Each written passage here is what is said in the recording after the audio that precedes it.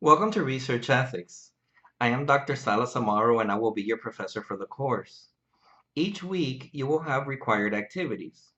The activities will consist of your assigned readings, the discussion questions, and an assignment or a case study. Through the successful completion of those required activities, you will fulfill the learning objectives for the week. I will begin by giving you an overview of the week one learning objectives as well as giving you a high-level overview of the content that you're going to be reading to fulfill those objectives. And your learning objectives will consist of discussing cheating and its impact on rule breaking, explaining whether egoists have stronger reasons not to cheat, analyzing the impact of whistleblowing, and summarizing the acts of wrongdoing and reporting misconduct. So I will now give you a high-level overview of the content so that you can fulfill those objectives through your uh, discussions, through the way that you can explain, analyze, and summarize. Now, ethics are moral obligations involving the distinctions between right and wrong. And we understand this so that we can see how managers relate to people, which are their employees. Managers are going to relate to individuals inside the organizations internally and also outside of the organization externally. And we want to see that relationship between managers and employees as well as employees to managers. And there are common misconduct in organizations, and those common misconduct in organizations include misrepresenting the hours worked, employees lying to supervisors, management lying to employees, customers, vendors, or to the public in general, misuse of organizational assets, such as when individuals make photocopies for themselves, or they are using the company's computer and internet access to be on their social media, sending personal emails, making personal phone calls. So that type of misuse, lying on reports and falsifying records, sexual harassment, accepting or giving bribes or kickbacks, because this common misconduct in organization is what leads to cheating and wrongdoing. And when this is taking place and others are observing and they're staying quiet, should they act and go into the role of whistleblowers, which is one of the objectives that you need to fulfill? How about the role of egoists? Should egoists tell or not tell? Do egoists cheat when it's in their best interest or not? So these are the types of common misconduct in organization which leads into these objectives that you need to fulfill. Now that you know what those common causes, uh, some of those common misconducts in organizations are, we definitely want to review what the common causes of that unethical behavior. And those common causes are pressure, fear, greed, and convenience. Now, when people cheat, is because they are pursuing a benefit. They want to accomplish a certain benefit that is difficult to get. It requires a lot of hard work, sacrifice, and the cheating usually involves a shortcut where through that journey of the shortcut there's some falsification, there's some lying, and there's some procedures that are either skipped or pretended to happen, that didn't.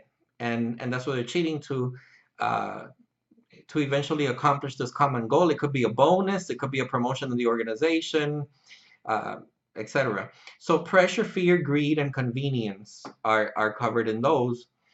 Now, more is following the boss's directive. Sometimes individuals are under pressure, fear, greed, and maybe they're not necessarily, maybe it's not in their best intent to cheat. However, sometimes the boss's directives are not in the best interest of the employee, but in fear of the boss and fear of those directives, it can lead the employee to do something unethical. And then again, we can look at this in an academic setting. Employees at times will be faced with meeting overly aggressive business and financial objectives. They will try to help the organizational survive, and even advancing one's career or trying to resist any competitive threats can lead into that. And you're gonna also be looking at whistleblowers and the reluctance. Okay, some people are hesitant to whistleblow because they didn't believe the action would be taken. They feared retaliation from management, that management will come after them, that their situation at work may get worse. They didn't trust confidentiality. They feared not being a team player. They feared retaliated from their coworkers.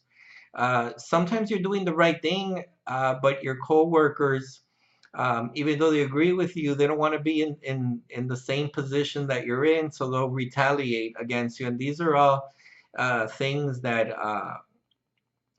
go in the process of deciding whether you're going to whistleblow or not. You don't know who to contact sometimes, or maybe you're under the impression that nobody cares, so why should you do it? Um, some tips for organizations, for individuals, is that organizations should have, and if they don't have, they should develop a code of ethics. And, to err on the side of caution, you always want to go back to the policies, you always want to go back to the procedures and develop a code of ethics. Communicate a code and take it into the culture of the organization, top down. Treat ethics as a process. Create open lines of communication. Set good examples. Educate employees. And value the forgiveness. The benefits of managing ethics in the workplace will have a contribution to society, and that would be that it will improve society, maintaining a moral course in turbulent times, cultivating employee teamwork, productivity, morale, and development, and it will also act as an insurance policy to know what is best and what should be done. It also establishes values for quality management, strategic planning, and diversity management, and promote a strong public image that the organization has strong moral values.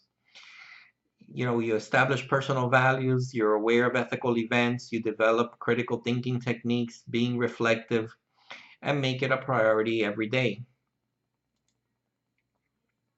And there's a quote from Alexander Solzhenitsyn, and it says that the simple step of a simple, courageous man is to not take part in the lie, not to support deceit. Let the lie come into the world, even dominate the world, but not through me. So that's something good to remember. Now, through the content, through this high-level overview that I gave you, your reading is going to go into in-depth on this high-level overview that I gave you on ethics, on the common reasons why people misbehave in organizations, why they decide to break rules, why they find reasons to cheat, to not cheat, whistleblowers. So you'll be discussing cheating and its impact on rule breaking. You'll be explaining whether egoists have stronger reasons not to cheat.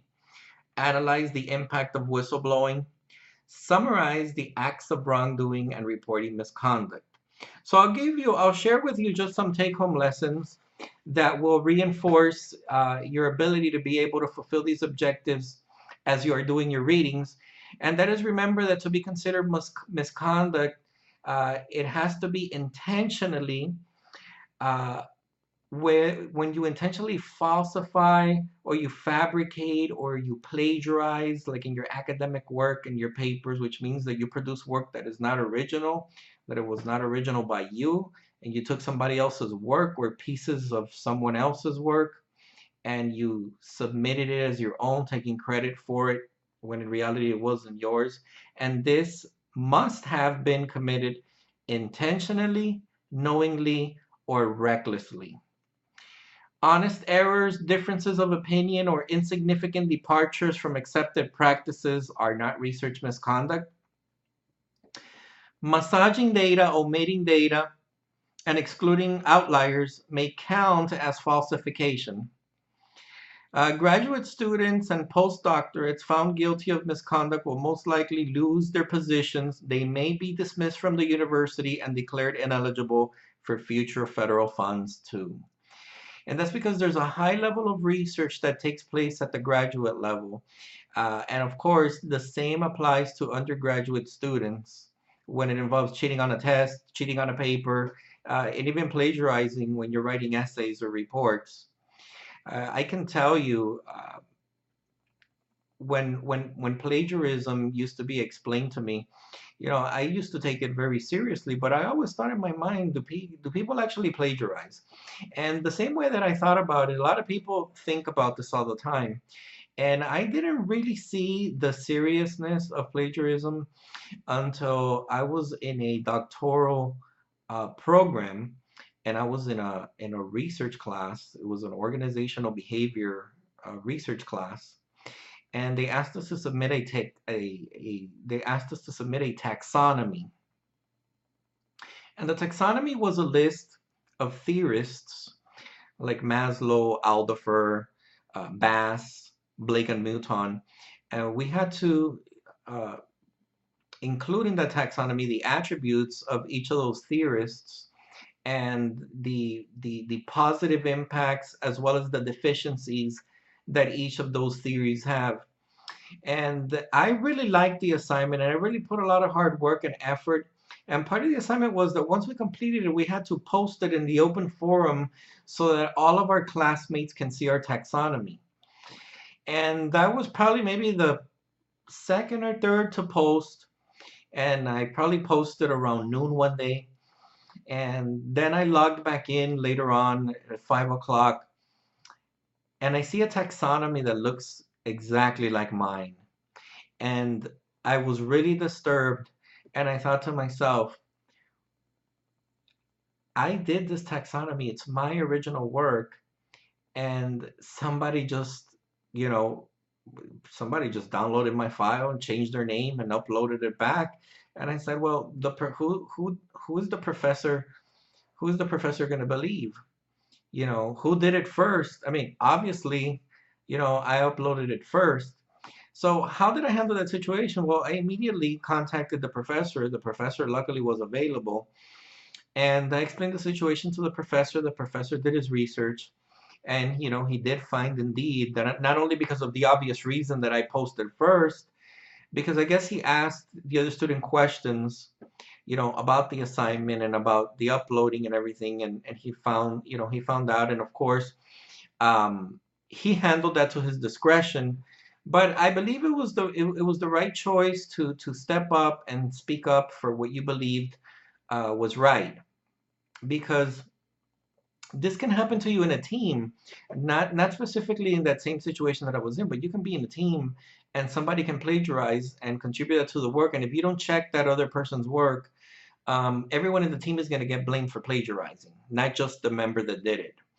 It just happens that way. It's a long procedure to be able to determine who was the guilty party. Of course, you can appeal it, and it'll go through an ethics committee, and they will make a decision. But by the time that is all figured out, you're held responsible for the plagiarism. So you definitely want to stay away from that. You want to be able to understand clearly the expectations of your research group's leader. If you suspect misconduct, like I just gave you two scenarios, whether you're in a team or what happened to me as an individual uploading my paper to an open forum, that if you suspect misconduct, speak immediately with someone you trust, such as a faculty member, your department chair, a member of an institutional ethics committee, or your university's ombudsman. Do not make your allegation of misconduct public unless the misconduct clearly represents a threat to public health or safety. The primary responsibility for reporting and investigating allegations of misconduct lies with researchers and their institution and not with the funders of research. And as far as it relates to whistleblowers, since you're going to be summarizing the acts of wrongdoing and reporting misconduct, most important safeguard for whistleblowers is protection from retaliation, because they fear retaliation, as I was explaining to you earlier. And faculty should not take dissertation material and publish it without giving the student due credit. And then again, this applies to graduate and doctoral level students. But remember that in an undergraduate setting, especially those of you that are seniors, you are already delivering graduate work, because this is a level four course, which is, you're basically entering a master's program. So it's really important that you know that these consequences are also applicable to undergrad, grad, and doctoral level students. So through fulfilling your required activities, your readings, your discussions, and your assignment, you will be able to successfully discuss cheating and its impact on the rule breaking, explaining whether egoists have stronger reasons not to cheat, analyzing the impact of whistleblowing, and summarizing the acts of wrongdoing and reporting misconduct. I wish you luck, and if you have any questions, feel free to email me or call me. Thank you.